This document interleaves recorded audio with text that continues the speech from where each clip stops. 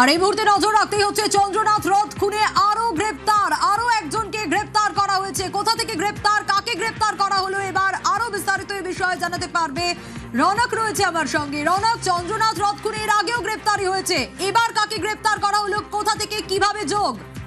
দেখো, একেবারে উত্তরপ্রদেশের বালিয়ার বাসিন্দা নবীন সিংকে উত্তরপ্রদেশের বালিয়া থেকে গ্রেফতার করলো সিবিআই। চন্দ্রনাথ রথ খুনে এই নিয়ে ষষ্ঠ গ্রেফতারি। এবং জানা যাচ্ছে সিবিআই যে রাজকুমার নামে একজন ব্যক্তিকে, যিনিও কিনা উত্তরপ্রদেশের বালিয়ার বাসিন্দা, তাকে গ্রেফতার করেছিল, তাকে জিজ্ঞাসাবাদে উঠে এসেছে এই নবীন সিং এর নাম। এবং সব থেকে গুরুত্বপূর্ণ বিষয় হলো, যেই অস্ত্র ব্যবহার করে চন্দ্রনাথ রথকে খুন করা হয়েছিল, যে অস্ট্রেলিয়ান গ্লক পিস্তল, সেই অস্ত্রটি এই নবীন সিং এর ছিল, এমনটাই কিন্তু রাজকুমারকে জিজ্ঞাসাবাদ করে কেন্দ্রীয় তদন্তকারী সংস্থা জানতে পারে। এবং সেই অস্ত্র ইতিমধ্যে ফরেন্সিক পরীক্ষার জন্য পাঠানো হয়েছে।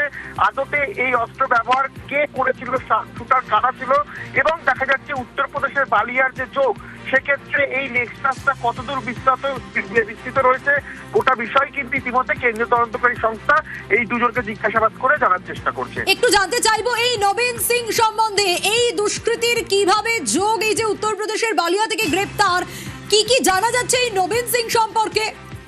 দেখো, যেটা জানা যাচ্ছে, চন্দ্রনাথ রথ খুনে যে অস্ত্রটি ব্যবহার করা হয়েছিল, অর্থাৎ অস্ট্রেলিয়ান গ্লক পিস্তল, এই অস্ত্রটি, এই আর্মসটি ছিল নবীন সিং এর। এবার তোকে জানিয়ে রাখি, যে ধরনের অস্ত্র এখানে ব্যবহার করা হয়েছিল, সেই অস্ত্র কিন্তু সচরাচর কেউ কিনতে পারেন না।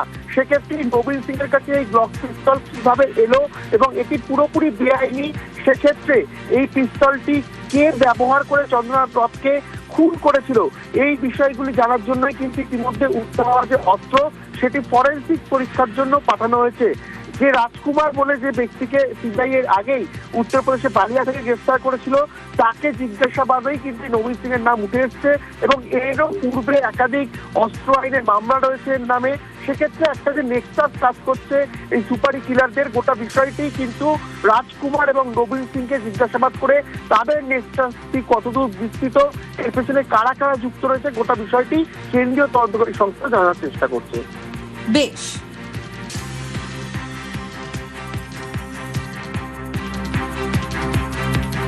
Coming up